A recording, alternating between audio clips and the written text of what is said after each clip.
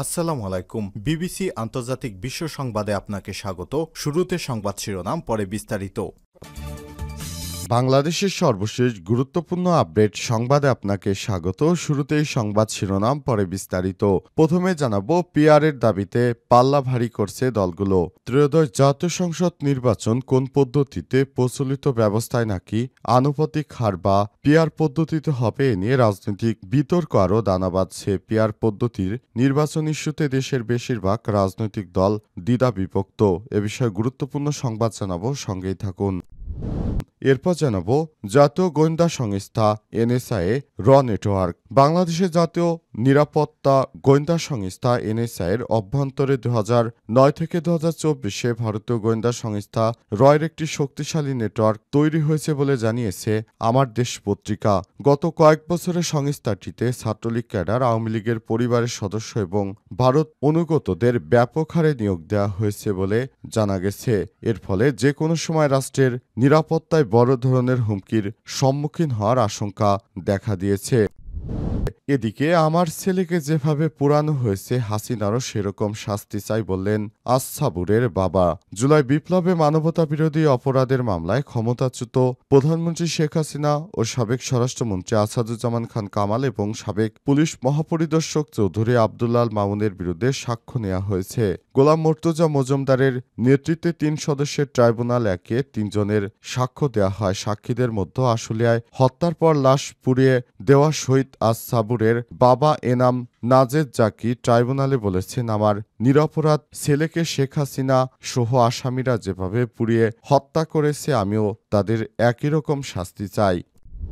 এদিকে নির্বাচন উপলক্ষে বিভিন্ন বাহিনীতে উল্লেখযোগ্য সংখ্যক জনবল নিয়োগ দেওয়া হয়েছে জানালেন স্বরাষ্ট্র উপদেষ্টা।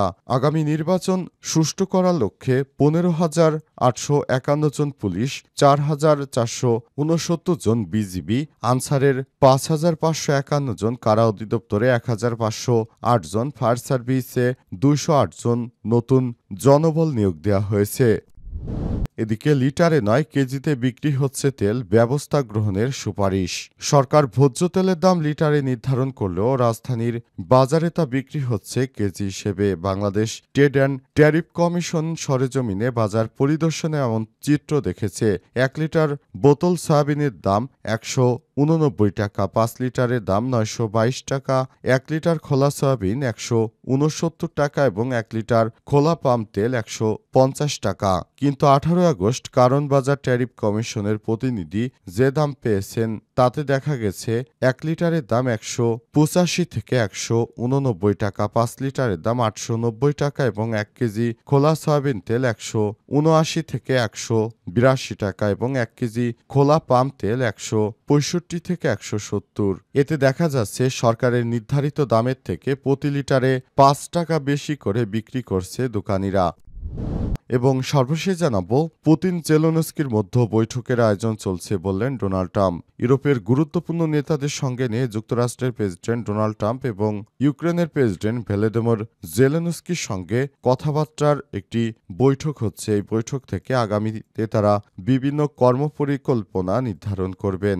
রাশিয়ার সঙ্গে কিভাবে যুদ্ধ থামানো যায় বিষয়টি নিয়ে আগে থেকেই চিন্তাভাবনা করছে যুক্তরাষ্ট্রের প্রেসিডেন্ট ডোনাল্ড ট্রাম্প। প্রিয় দর্শক, এতক্ষণ শুনছিলেন সংবাদ শিরোনাম, এবারে বিস্তারিত।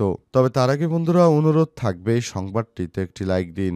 এই চ্যানেলে আপনি নতুন হয়ে থাকলে আমাদের সংবাদটি দেখতে দেখতে চ্যানেলটি সাবস্ক্রাইব করে রাখুন। কমেন্ট করে বন্ধুরা আপনার মূল্যবান মতামত জানিয়ে দিন আপনি বিশ্বের কোন দেশ থেকে বা বাংলাদেশের কোন স্থান থেকে আমাদের সঙ্গে রয়েছেন। এবারে বিস্তারিত।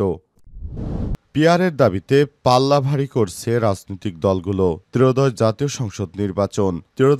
সংসদ নির্বাচন কোন পদ্ধতিতে, প্রচলিত ব্যবস্থায় নাকি আনুপাতিক হারে পিআরে হবে এ নিয়ে রাজনৈতিক বিতর্ক আরও দানা বাঁধছে। পিআর পদ্ধতি নির্বাচন ইস্যুকে দেশের বেশিরভাগ রাজনৈতিক দল দ্বিধা বিভক্ত।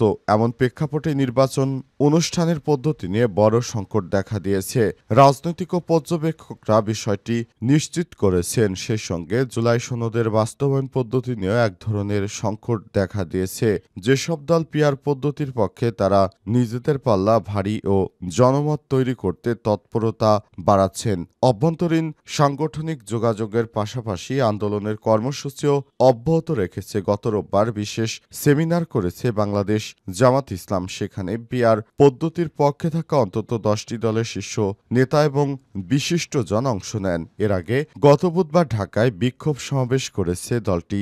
জামাত সূত্র থেকে জানা গেছে, পিআর পদ্ধতিতে নির্বাচন এবং জুলাই সনদের আইনি ভিত্তির দাবিতে তাদের বিভিন্ন কর্মসূচি অব্যাহত থাকবে। এছাড়াও জুলাই সনদের আইনি ভিত্তি, আইন শৃঙ্খলা পরিস্থিতির উন্নয়ন এবং পিআর পদ্ধতিতে জাতীয় নির্বাচনের দাবিতে আজ ঢাকায় বিক্ষোভ সমাবেশ ডেকেছে চরমোনাই পীরের রাজনৈতিক দল ইসলামী আন্দোলন বাংলাদেশের। আগে 28শে জুন রাজধানীর সোহরাওয়ার্দী উদ্যানে মহাসমাবেশ এবং গত 12 জুলাই জাতীয় নির্বাচনের পদ্ধতির বিষয়ে একটি বিশেষ সেমিনার করেছে দলটি। আজকের সমাবেশ থেকে নতুন কর্মসূচি আসতে পারে বলে সূত্র জানিয়েছে। এনএসআই র নেটওয়ার্ক। বাংলাদেশ জাতীয় নিরাপত্তা গোয়েন্দা সংস্থা এনএসআই এর অভ্যন্তরে 2009 থেকে 2024-এ ভারতীয় গোয়েন্দা সংস্থা র এর একটি শক্তিশালী নেটওয়ার্ক তৈরি হয়েছে। গত কয়েক বছর সংস্থাটি ছাত্রলীগ ক্যাডার, আওয়ামী লীগের পরিবারের সদস্য এবং ভারত অনুরাগীদের ব্যাপকভাবে নিয়োগ দেওয়া হয়েছে। এর ফলে যে কোনো সময় রাষ্ট্রের নিরাপত্তায় বড় ধরনের হুমকির সম্মুখীন হওয়ার আশঙ্কা রয়েছে বলে জানিয়েছে আমার দেশ পত্রিকা। অনুসন্ধান থেকে জানা গেছে, মেজর জেনারেল অবসরপ্রাপ্ত এম মঞ্জুর আহমেদ, লেফটেন্যান্ট জেনারেল অবসরপ্রাপ্ত শামসুল হক এবং মেজর জেনারেল অবসরপ্রাপ্ত টি এম জোবায়ের এনএসআইকে ভারতীয় গোয়েন্দা সংস্থা র এর ঘাঁটি হিসেবে তৈরি করেছে এবং আমিকরণে অগ্রণী ভূমিকা পালন করে। সূত্র থেকে জানা গেছে, 2009 সালে শেখ হাসিনা সরকারে এসে ব্রিগেডিয়ার জেনারেল অবসরপ্রাপ্ত এম মঞ্জুর আহমেদকে বিশেষ বিবেচনায় সব সুযোগ সুবিধা দিয়ে মেজর জেনারেল পদে ভূতাপেক্ষ পদোন্নতি দেওয়া হয়। মঞ্জুর আহমেদ ছিলেন শেখ হাসিনা নিরাপত্তা বিষয়ক উপদেষ্টা। মেজর জেনারেল অবসরপ্রাপ্ত তারিক সিদ্দিকের কোর্সমেট এবং ঘনিষ্ঠ বন্ধু তিনি। রয়ের বিশ্বস্ত বলেও জানা গেছে। এ কারণে রয়ের পরামর্শে তাকে এনএসআই পুনর্গঠনের নামে সংস্থার মহাপরিচালক করা হয়। এই পদে তিনি 5 বছর ছিলেন। এ সময় এনএসআইকে তিনি বিরোধী দল মত দমনের কাজে ব্যবহার করতেন, পাশাপাশি রয়ের সঙ্গে সংশ্লিষ্ট হওয়ার সুযোগ করে দিতেন। মেজর জেনারেল মঞ্জুর এবং পরবর্তী ডিজিরাও এনএসআইকে এতটাই ঘনিষ্ঠ এবং আমিকরণ করেন যে বলা হচ্ছে, আওয়ামী লীগ ফেরত এলে শেখ হাসিনা নামে প্রথম মিছিল বের হবে এনএসআইয়ের হেডকোয়ার্টার থেকে বলে নিশ্চিত করেছে আমার দেশ পত্রিকা। শেখ হাসিনার বিরুদ্ধে শহীদ সাবুরের বাবার সাক্ষ্য, আমার ছেলেকে যেভাবে পোড়ানো হয়েছে হাসিনারও সেরকম শাস্তি চাই। জুলাই বিপ্লবে মানবতা বিরোধী অপরাধের মামলায় ক্ষমতাচ্যুত প্রধানমন্ত্রী শেখ হাসিনা ও সাবেক স্বরাষ্ট্রমন্ত্রী আসাদুজ্জামান খান কামাল এবং সাবেক পুলিশ মহাপরিদর্শক চৌধুরী আব্দুল আল মামুনের বিরুদ্ধে সাক্ষ্য নেওয়া হয়েছে। গতকাল গোলাম মোর্তজা মজুমদারের নেতৃত্বে 3 সদস্যের ট্রাইব্যুনাল 3 জনের সাক্ষ্য নেন। সাক্ষীদের মধ্যে আসলে হত্যার পর লাশ পোড়ানো শহীদ সাবুরের বাবা এনাম নাজেজ জাকি ট্রাইব্যুনালে বলেছেন, আমার নিরপরাধ ছেলে শেখ হাসিনা সহ আসামিরা যেভাবে হত্যা করে বিভৎস কায়দায় পুড়িয়েছে, আমি তাদেরও এরকম শাস্তি চাই। এ সময় নাজেজ জাকি বাদে অন্য 2 জন সাক্ষী হলেন যাত্রাবাড়ির রবিউল আওয়াল ভূঁইয়া এবং রাজশাহীর জসিমউদ্দিন। ট্রাইব্যুনালে এনাম নাজেজ জাকি বলেছেন, 5ই আগস্ট সকাল 10টার দিকে সাবুর বাসা থেকে বেরিয়ে মিছিলে যোগ দেয়। দুপুর 12:30টার দিকে সে বড় ভাইকে ফোন করে জানায়, আশুলিয়া জামকড়া এলাকায় পুলিশ এলোপাতাড়ি গুলি করছে, অনেকেই গুলিবিদ্ধ হচ্ছে। তার ভাই তাকে দ্রুত বাড়িতে চলে আসতে বলে সে আসেনি। পরে তারা মিছিল নিয়ে আশুলিয়া থানা এলাকায় গেলে পুলিশ এলোপাতাড়ি গুলি করে। বিকাল 4টার পর থেকে তার ফোন বন্ধ পাওয়া যায়। অনেক খোঁজাখুঁজি করেও তাকে আমরা আর পাইনি। পরদিন জাহাঙ্গীরনগর বিশ্ববিদ্যালয় সমন্বয়ক ইমরান আমাদের ফোন করে জানান, আশুলিয়া থানার সামনে তার লাশ পোড়ানো হয়েছে।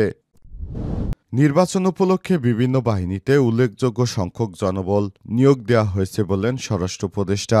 আগামী 13 জাতীয় সংসদ নির্বাচন অবাধ, সুষ্ঠু, নিরপেক্ষ করতে বিভিন্ন বাহিনীতে বিপুল সংখ্যক আইনশৃঙ্খলা রক্ষাকারী বাহিনীর সদস্যদের নিয়োগ দেওয়া হয়েছে, যারা আগামী নির্বাচনে দায়িত্বশীল ভূমিকা পালন করবে, যাতে করে কোনরূপ নাশকতা তৈরি না হয়, এমনটাই জানিয়েছেন স্বরাষ্ট্র উপদেষ্টা লেফটেন্যান্ট জাহাঙ্গীর আলম চৌধুরী। তিনি জানিয়েছেন, যেভাবে দেশজুড়ে নাশকতার ছক তৈরি হচ্ছে, তাতে করে আমাদের আইনশৃঙ্খলা রক্ষাকারী বাহিনীর সদস্যদেরকে সহায়তা করার জন্য মূলত এই ফোর্সগুলোকে নিয়োগ দেওয়া হয়েছে। তিনি আরও জানিয়েছেন, এসব ফোর্স শুধুমাত্র স্ট্রাইকিং ফোর্স হিসেবে কাজ করবে না। এসব ফোর্সের প্রধান কাজ হচ্ছে নিরাপত্তা পরিস্থিতির সর্বোচ্চ মনোযোগ দেয়া এবং বাংলাদেশে নির্বাচনের সময় যেন কোথাও কোনো ধরনের নাশকতা তৈরি না হয়, সেজন্য সর্বোচ্চ সতর্ক অবস্থানে থাকা এবং সেই অনুযায়ী ব্যবস্থা গ্রহণ করা। তিনি আরও বলেছেন, ইতিমধ্যে আমরা পুলিশের প্রায় 15,000 সদস্যকে নিয়োগ দিয়েছি,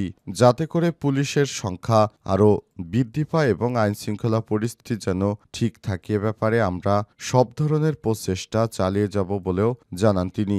এ সময় তিনি আরও বলেছেন, বিজিবিতে 4,469 জন, আনসারে 5,551 জন, কারা অধিদপ্তরে 1,558 জন এবং ফায়ার সার্ভিস ও সিভিল ডিফেন্স অধিদপ্তরে 208 জন নতুন জনবল নিয়োগ দেওয়া হয়েছে। সব জনবলে নিয়োগ কিছু নবসৃষ্ট পদ এবং কিছু শূন্য পদের বিপরীতে দেওয়া হয়েছে বলেও জানান স্বরাষ্ট্র উপদেষ্টা লেফটেন্যান্ট জাহাঙ্গীর আলম চৌধুরী।